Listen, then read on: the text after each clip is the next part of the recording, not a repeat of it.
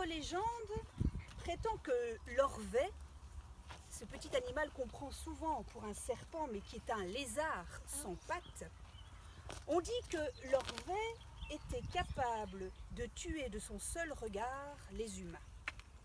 Mais il eut le malheur de prêter ce regard qui tue à la couleuvre. La couleuvre a promis à l'orvet de lui rendre ce regard dès que les feuilles de ronce seraient tombées. Mais comme vous le savez peut-être, les feuilles de ronce ne tombent jamais. Ainsi, l'orvet est un animal inoffensif qui ne fait vraiment peur qu'aux limaces.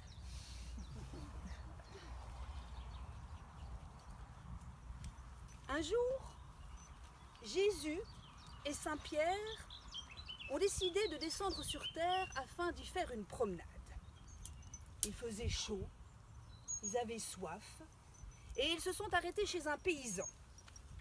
Celui-ci leur a servi à boire, du vin, évidemment.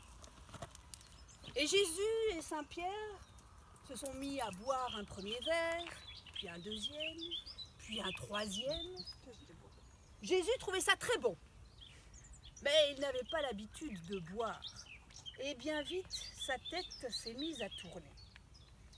Saint-Pierre, lui, qui était déjà un bon vivant de son vivant, avait l'habitude du vin et ce n'était pas 3 verres qui allaient l'enivrer.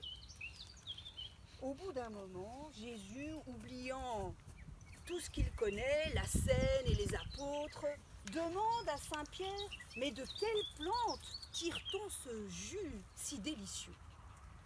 Et Saint-Pierre, moqueur, dit à Jésus « Mais Seigneur, le vin, on le tire des ronces, bien entendu. » « Ah, dit Jésus, eh bien dans ce cas, je vais favoriser cette plante afin qu'elle pousse partout. » Et c'est pourquoi les ronces poussent aujourd'hui par les 2 bouts et qu'on en rencontre autant sur les chemins. Si Saint-Pierre avait été plus honnête, ce ne seraient pas des ronces qui se trouveraient derrière moi, mais des cèpes, des vignes. Et il y aurait sur terre beaucoup plus de vin que d'eau.